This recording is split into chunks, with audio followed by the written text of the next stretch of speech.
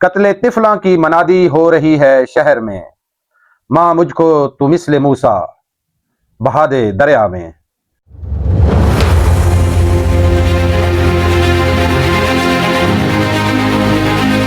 इस्लामाबाद में अस्पताल में 20 के करीब बच्चे आग में झुलस गए।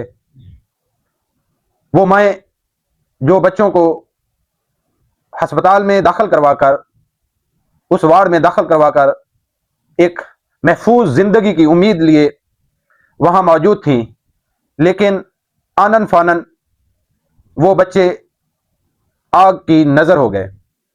क्या इतना बड़ा अस्पताल, लाखों के चार्जेस और एक बड़ा नाम अस्पताल का, तो क्या इतने नाकस इंतजामात थे?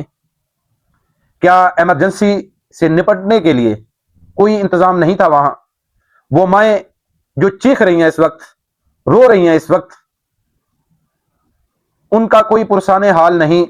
वो अपने बच्चों की डेड बॉडी मांग रही हैं और मुस्तफ़ा कमाल साहब जो वजारत लिए बैठे हैं सेहत की, वो जनाब साफियों के सामने आकर अपना गुस्सा, अपने जज्बात पर भी काबू नहीं रख पाते।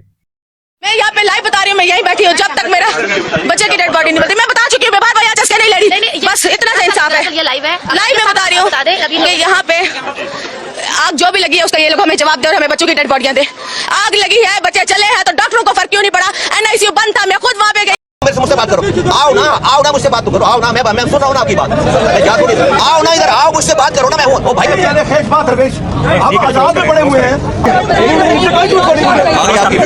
ये हैं हमारे अवामी नुमाइंदे, जिनसे हम उम्मीद लगाते हैं कि ये हमारे हर दुख सुख में काम आएंगे।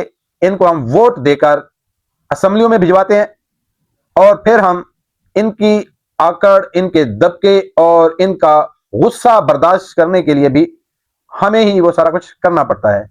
बहुत ही तकलीफदेह मनाजर हैं ये इस्लामाबाद के, कि एक इतना बड़ा अस्पताल, इतना बड़ा नाम होकर इतने नाकस इंतजामात, 20 के करीब बच्चे झुलस चुके हैं, वो अल्लाह को प्यारे हो चुके हैं।